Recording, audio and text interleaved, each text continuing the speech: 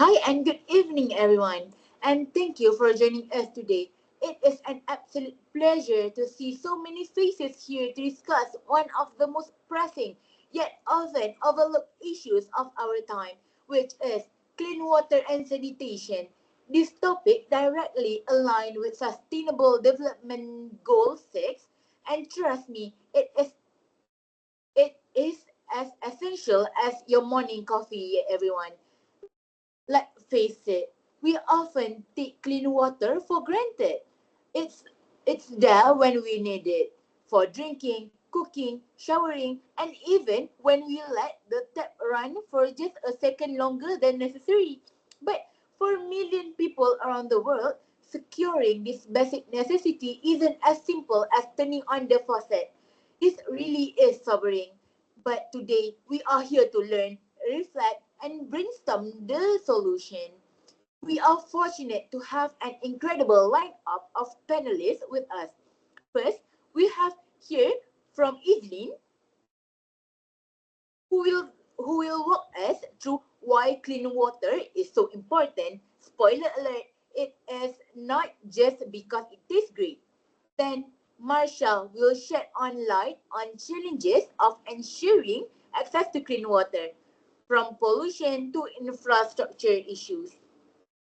And finally, we have Kaushal that will inspire us with innovative strategies for achieving water sustainability. I mean, who knew exactly water recycling could be this exciting? Throughout this session, we'll dive into compelling data, real-world example, and practical solution that emphasize why every drop truly counts. And let's not forget, this isn't just about statistics, it is about humanity. So, without further ado, let's welcome our panelists to kick off this enlightening discussion. Evelyn, the floor is yours. Tell us why water isn't just H2O but the fundamental of life itself.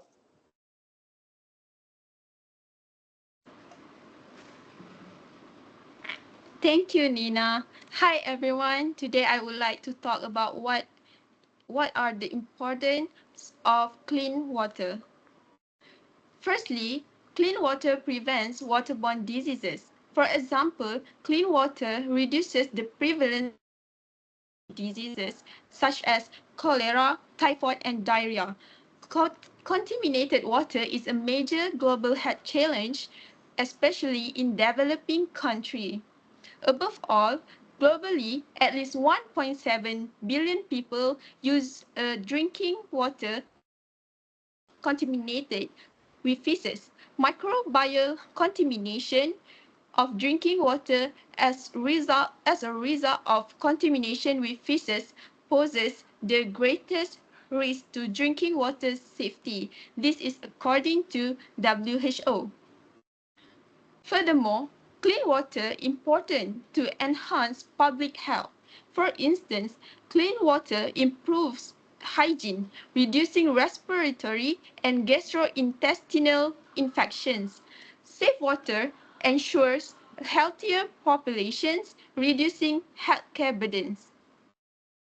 According to UNICEF, every $1 invested in water and sanitation generates $4.3 in economic returns through increased productivity and reduced healthcare costs. Lastly, clean water is important for protects ecosystems. Clean water is essential for the health of ecosystem which support biodiversity and provide vital resources for human survival. Contaminated water disrupt aquatic ecosystem, killing fish and plants and polluting drinking water sources. According to WWF, freshwater species population have declined by 83% due to pollution. Thank you.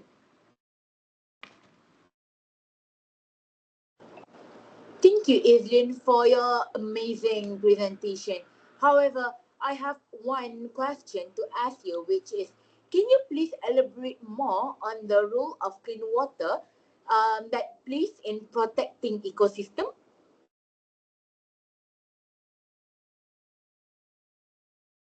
Sure, Nina. Clean water is crucial for maintaining healthy ecosystem, which support biodiversity and provide resources essential for human survival. Aquatic ecosystems such as rivers, lakes, and wetlands rely on clean water to sustain fish, plants, and other species.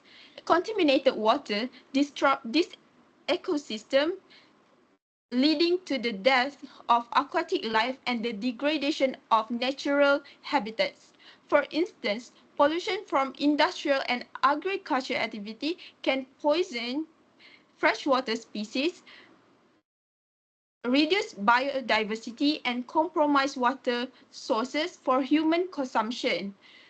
Protecting water quality is essential for preserving this ecosystem and maintaining the balance of the nature. Thank you.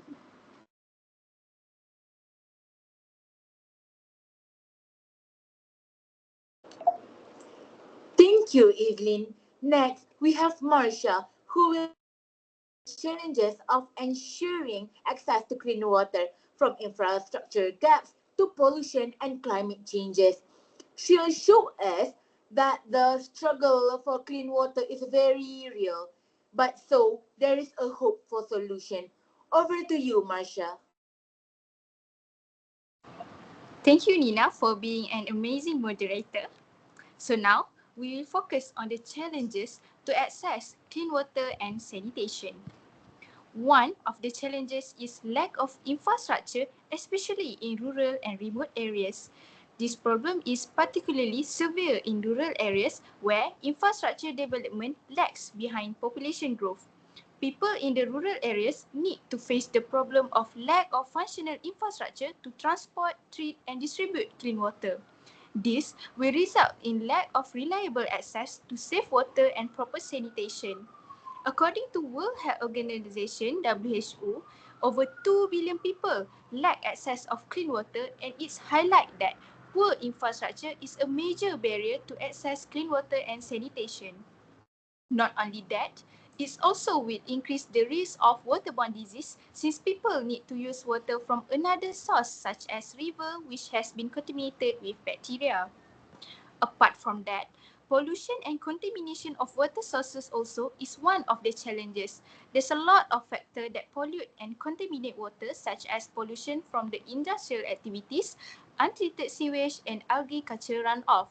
For example, the use of fertilizers, pesticides and herbicides in agriculture can lead to runoff, where these chemicals are carried by rainwater into nearby water bodies. This runoff of introduce this runoff can introduce harmful substances like nitrates, phosphate and toxins into rivers and lakes, leading to eutrophication, which is excessive growth of algae, and making the water unsafe for consumption. This fact was proven by the WHO since they stated that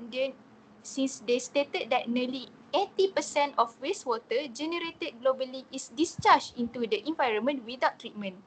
Therefore, we should agree that pollution and contamination of water sources is one of the challenges. Lastly, we couldn't agree more that climate change is one of the key challenges. Climate change contributes to extreme weather events such as floods, storms, and droughts, which can increase water contamination.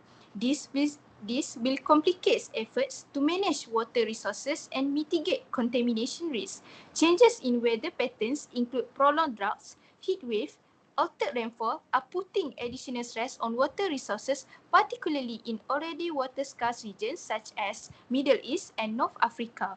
According to UN Water article, by 2050, climate change could reduce global freshwater resources by up to 20%. Therefore, we couldn't deny that climate change significantly impacts water resources. That's all from me.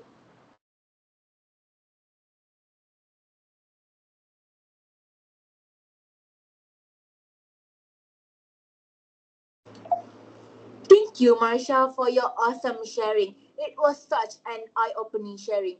However, I have one question to ask you, which is, what are some of the most significant obstacles that provide, obstacles to provide clean water in rural and remote areas?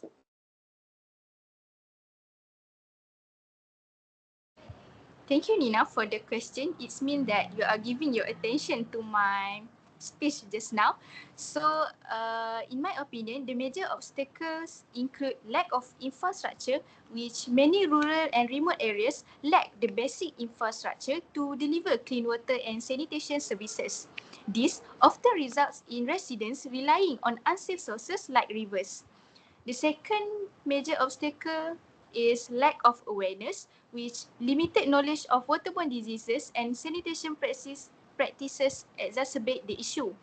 Since I've given the evidence which the WHO has estimated that over 2 billion people lack access to safely managed drinking water, highlighting the severity of these challenges. So I think that's 2 points is enough to support my answer.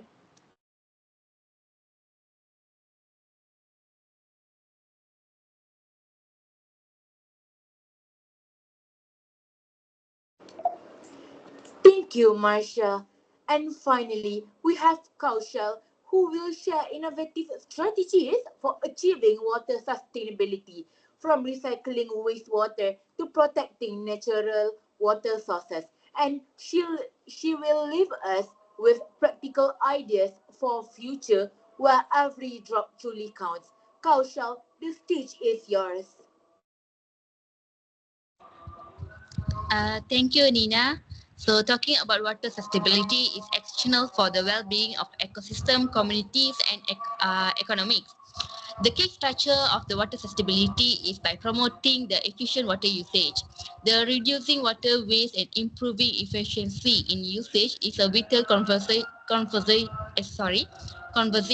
this precious resource.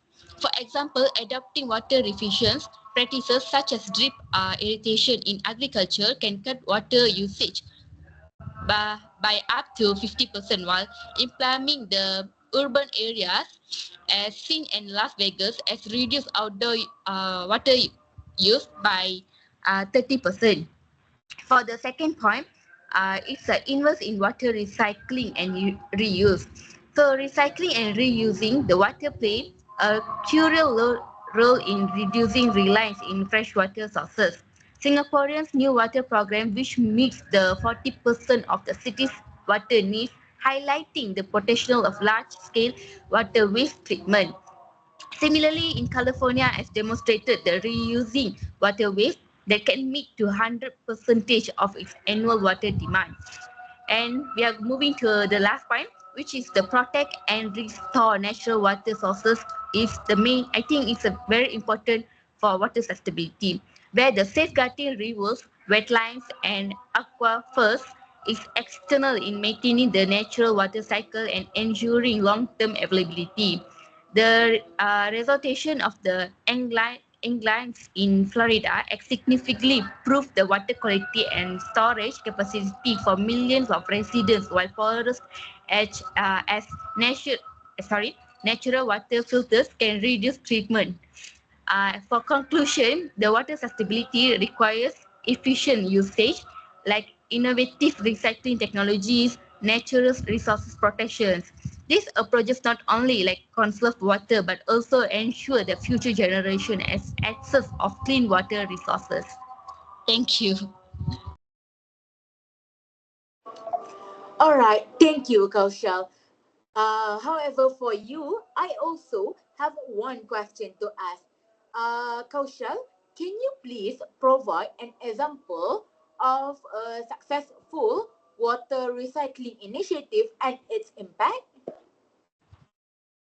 Sure, Kanina. I love this question. And I like to take Malaysia as an example because in Langa 2 water treatment plant and distribution system project, it's not the notable innovative aim at ensuring the water sustainability, while primarily the treatment project incorporates advanced recycling methods to optimize the water usage and reduce wastage. Additionally, Malaysia is exploring a lot of water reclamation initiatives like such as recycling industrial and domestic wastewater for non-potable uses, especially in water-stressed areas like Selangor.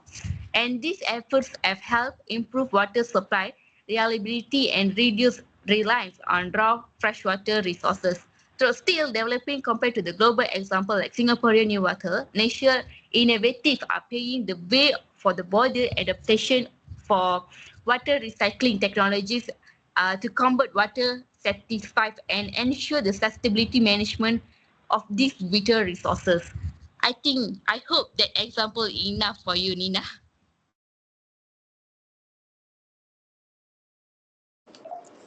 Thank you, Kaushal.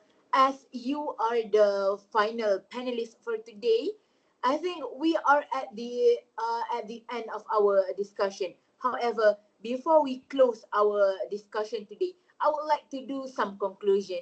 As we wrap up this enlightening discussion, let's reflect on what we have uncovered about clean water and sanitation.